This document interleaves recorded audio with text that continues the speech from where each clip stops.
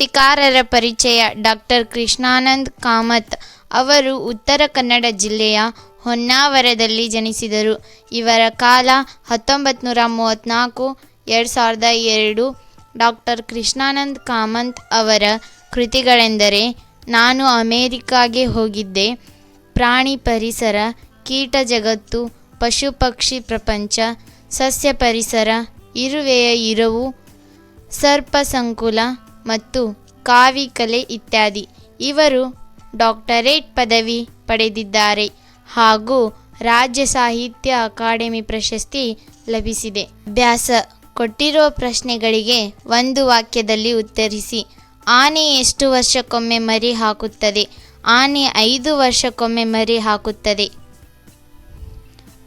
ಪ್ರಾಣಿಗಳ ನಡುವೆ ಯಾವುದಕ್ಕಾಗಿ ಸ್ಪರ್ಧೆ ನಡೆಯುತ್ತದೆ? ಉತ್ತರ: ಪ್ರಾಣಿಗಳ ನಡುವೆ ಆಹಾರ ಆಚ್ಛಾದನಗಳಿಗಾಗಿ ಸ್ಪರ್ಧೆ ನಡೆಯುತ್ತದೆ. ಬೀಜ ಪ್ರಸರಣ ಯಾವುದರ ಮೂಲಕ ನಡೆಯುತ್ತದೆ?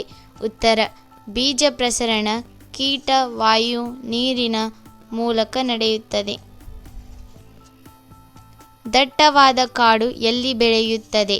ದಟ್ಟವಾದ ಕಾಡು ವಿಪುಲವಾದ ನೀರು, ಆರ್ದ್ರತೆ ಇರುವಲ್ಲಿ ಬೆಳೆಯುತ್ತದೆ. ಎಲ್ಲಿ ಬಿದ್ದ ಬೀಜಗಳು ನಾಶವಾಗುತ್ತವೆ?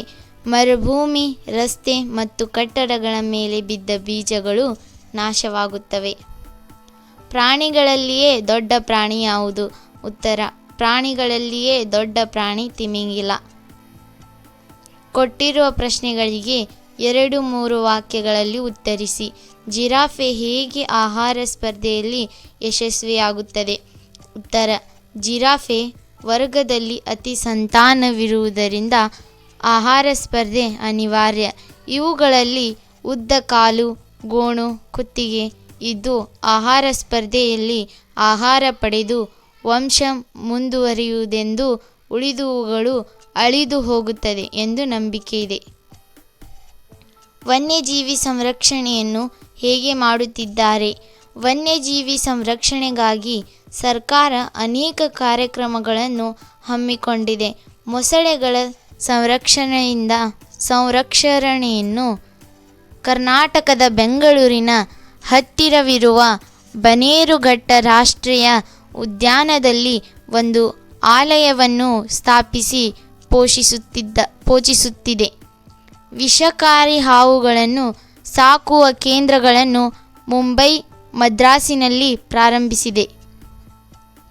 ಸರೋವರ, ಕೆರೆ ಮತ್ತು ಹೊಂಡಗಳು ಬೇರೆ ಕೆಲಸಕ್ಕೆ ಬಳಕೆಯಾಗುತ್ತಿವೆ. ಏಕೆ?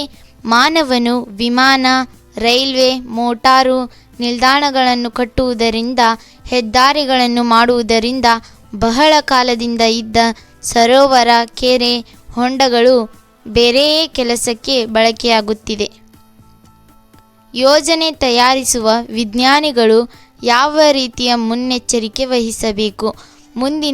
ಉತ್ತರ: ಮುಂದಿನ ಪೀಳಿಗೆಗಾಗಿ ಇಂದೇ ಯೋಜನೆಯನ್ನು ತಯಾರಿಸುವ ವಿಜ್ಞಾನಿಗಳು ನಿಸರ್ಗದ ಆಗುಹೋಗುಗಳನ್ನು ವಿವರವಾಗಿ ಅಭ್ಯಸಿಸಿ ಮಾನವನ ಚಟುವಟಿಕೆ ಮಾನವನಿಗೆ ಕಂಟಕಪ್ರಾಯವಾಗದಂತೆ ಮುನ್ನೆಚ್ಚರಿಕೆ ವಹಿಸಿ ವಿಧಾಯಕ ಕ್ರಮಗಳನ್ನು ಕೈಗೊಳ್ಳಬೇಕು.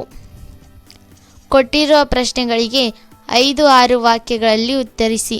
ಮೊಸಳೆ ಹಾವುಗಳ ಸಂರಕ್ಷಣಾ ಕ್ರಮಗಳನ್ನು ತಿಳಿಸಿ.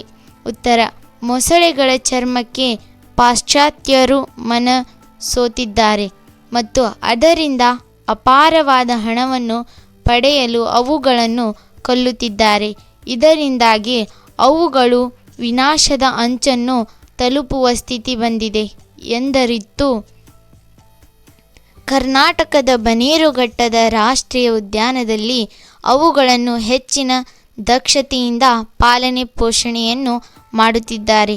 ಅದೇ ರೀತಿ ಹಾವುಗಳನ್ನು ಕಂಡ ಕಡೆಯಲ್ಲೆಲ್ಲ ಕೊಂದು ಕೆಲವು ಜಾತಿಯ ಹಾವುಗಳು ನಶಿಸಿ ಹೋಗಿರುವುದರಿಂದ ವಿಷಕಾರಿ ಹಾವುಗಳನ್ನು ಸಾಕುವ ಕೇಂದ್ರಗಳನ್ನು ಮುಂಬೈ ಮತ್ತು ಮದ್ರಾಸಿನಲ್ಲಿ ಪ್ರಾರಂಭಿಸಿದ್ದಾರೆ.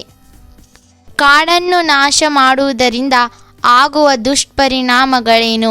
ಉತ್ತರ: ಕಾಡನ್ನು ನಾಶ ಮಾಡುವುದರಿಂದ ಅಲ್ಲಿದ್ದ ಹಕ್ಕಿ, ಪಕ್ಷಿಗಳು ಬೇರೆ ತಾಣಕ್ಕೆ ಹೋಗಬೇಕಾಗುತ್ತದೆ. ಮೇವು ಇಲ್ಲದಿದ್ದರಿಂದ ಚಿಗರೆ, ಜಿಂಕೆ ಮಾಯವಾಗುತ್ತವೆ. ಈ ಚಿಗರೆಗಳನ್ನು ಬೇಟೆಯಾಡಿ ಬದುಕುತ್ತಿದ್ದ ಹುಲಿ, ಚಿರತೆ ಮತ್ತು ಸಿಂಹಗಳು ಆಹಾರವಿಲ್ಲದೆ ನಾಶವಾಗುತ್ತವೆ. ಕಾಡಿನಲ್ಲಿ ಮರೆ ಇಲ್ಲದಿದ್ದರಿಂದ ತೋಳ, ಕರಡಿಗಳು ಓಡಿ ಹೋಗುತ್ತವೆ. ಹಣ್ಣು ಹಂಪಲಗಳು ಸಿಗದಿರುವುದರಿಂದ ಇಣಚಿ, ಕಣ್ಣು, ಕಪ್ಪಡಿಗಳು ಬೇರೆ ಕಡೆಗೆ ಪ್ರಯಾಣ ಬೆಳೆಸುತ್ತವೆ. ಕಾಡು ಪ್ರಾಣಿಗಳು ಆಹಾರ ವಸತಿಯ ಕೊರತೆಯಿಂದ ವಿನಾಶವಾಗುತ್ತವೆ. ಕೊರೆಯುವ ಚಳಿ, ಸುಡುವ ಬಿಸಿಲು, ಹರಿವ ನೀರಿಗೆ ನೆಲದೊಳಗಿನ ಪ್ರಾಣಿಗಳು ಸಾವಿಗೀಡಾಗುತ್ತವೆ.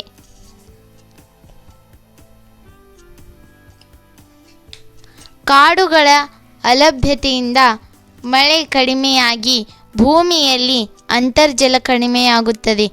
ಆಮ್ಲಜನಕದ ಕೊರತೆ ಮತ್ತು ಇಂಗಾಲದ ಡೈಆಕ್ಸೈಡ್ ಹೆಚ್ಚಾಗಿ ವಾಯುಮಾಲಿನ್ಯ ಉಂಟಾಗುತ್ತದೆ.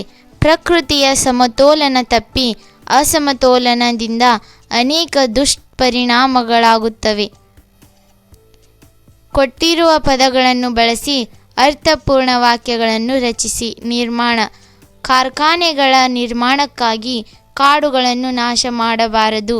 ಶತಮಾನ: ಶತಮಾನಗಳಿಂದ ಬಂದಿರುವ ಮೂಢನಂಬಿಕೆಗಳು ತೊಲಗಬೇಕು.